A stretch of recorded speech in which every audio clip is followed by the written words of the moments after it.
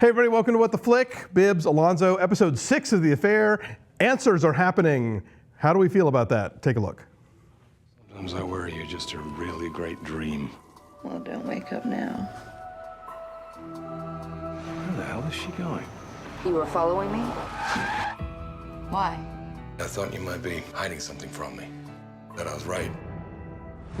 You're as dirty as dirt. Ooh, Lockhart's? God damn it! Cool.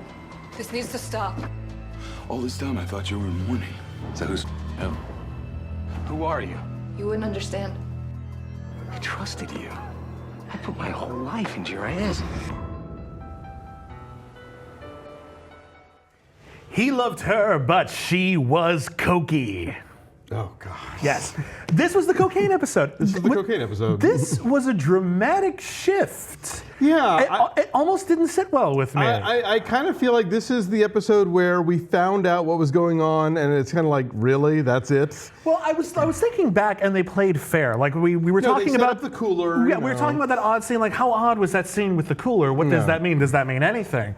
And now it's like it's actually something clandestine, and it feels like we might have hit that moment in adaptation where Charlie Kaufman's brother started writing it. Right. You know, and this might be again my theory that we might actually be reading Noah's novel. And he was just like, oh, it's getting a little boring. Fuck it, coke dealers. They're all coke dealers.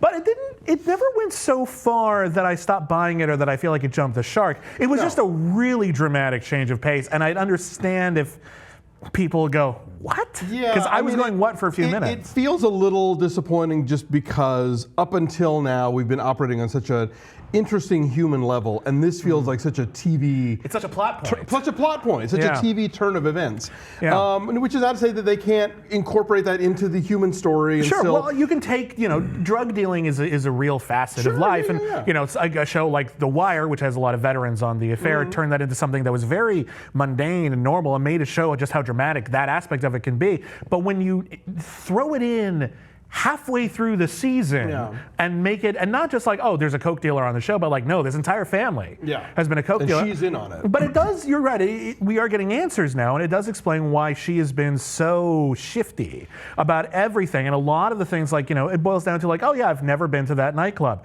Yes, you have. Well, why wouldn't you say anything? Because that was when I first found out about the coke.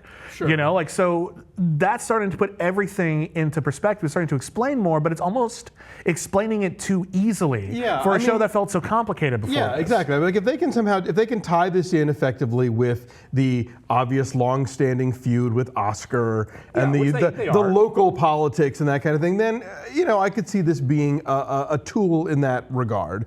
But it doesn't add much of interest to the central relationship between Noah and Allison, which is what the show is really about. Well, I feel like, that's the thing that's frustrating for me, is that I also kind of just wanted to see them have this affair for a long period of time. Now, there's no reason why it had to be that. They would have, whatever the timeline of the show is, they're a little hazy on, but it's probably a few weeks that they've been having this affair, and it was bound to end eventually. Otherwise, that wouldn't be an affair. It is as summer. We know at least that So much. it's bound to end eventually, and this way it ends in a way that is just like, it's cleaner.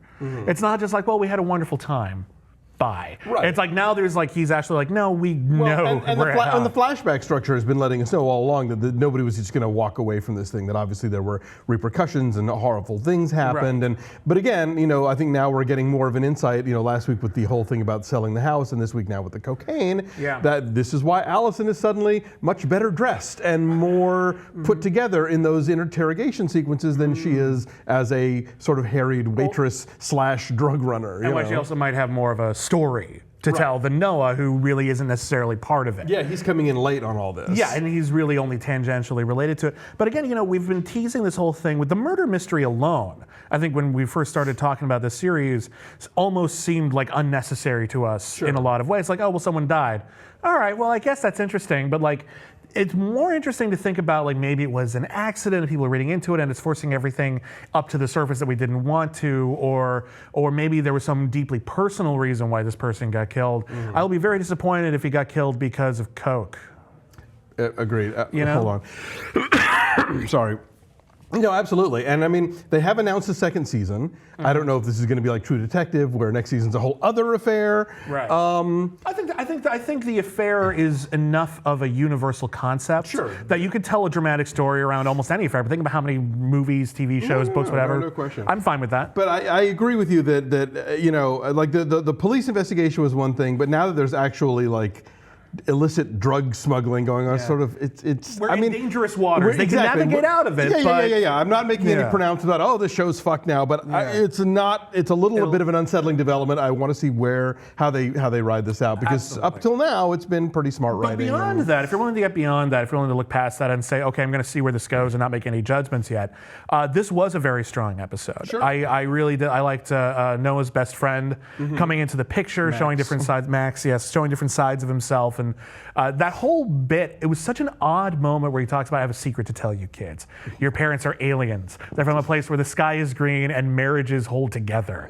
And it's something so wrong about that. Like, that comes out of nowhere, but it felt he's real. Bitter divorcee. That's been his through line the whole time. It felt real. It felt random enough to be plausible. Yeah. And I liked that. There was something very sweet about that whole moment. And we started to really refocus back on Maura Tierney's character. She's noticed that Noah is off. She's noticed that they're not having sex. And Martin, the son, really, ever since his fake suicide in episode 1, we really haven't heard from him much. Yeah. So now he's, obviously reacting to, it's like, I think children have a sense of parental marital discord the way like dogs know earthquakes are coming. Right. And so like he's picking up on the signals that are going on, and so that's why he's like running away off to the Lockharts and stuff. Well, you saw Force Majeure, a movie that came out recently, which is also about like one tiny seed breaking a marriage apart. And like they're not even like in an argument in that movie, and the kids are like, my parents are gonna get divorced. And I'm like, they had one disagreement. Jesus Christ, kid. But it's true. I think people are, because when you're in that situation, when that familial dynamic is all you know, the slightest change is incredibly obvious. Yeah. You cannot miss it. Yeah. So, and I think that's great. I think that we're seeing that kind of dynamic sort of play out is very, very interesting. I like we're only sort of vaguely touching on the daughter's subplot from last week, but I did like the scene where her dad's trying to press her about, where would one buy cocaine in Montauk? And she's like, I'm not even going to have this conversation. I have no answer to that question, nor will I ever have an answer to that question. And if you will check the court records, you will see that I have never suggested that I have taken coke. I guess.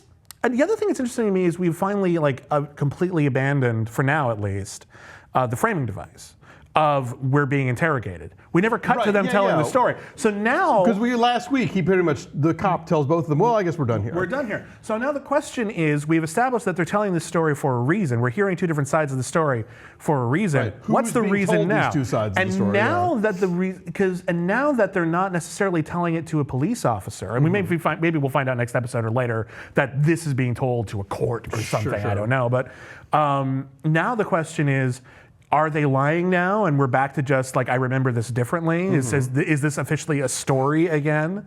Because, her version of events is very self-incriminating now.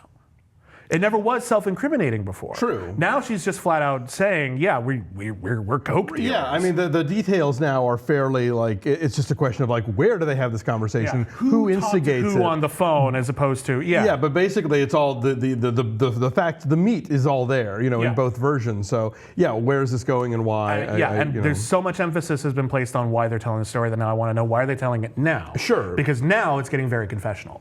And now there's a potential chance to get to whatever this show could possibly tell us the truth is. Right, and the show's been setting up in a way that it is that there is somebody, there's an object to this beside the viewers in terms of someone to whom these two stories exist for a reason. Yeah. Within its own framework. So it'll be interesting to see where that goes. Anyway, look, intriguing episode, but a big change that might throw it all off, or might make it, or they can might jump it rescue into high gear. Who knows? We'll see what they have planned. There's one thing I'll say about the affair is that it feels very calculated.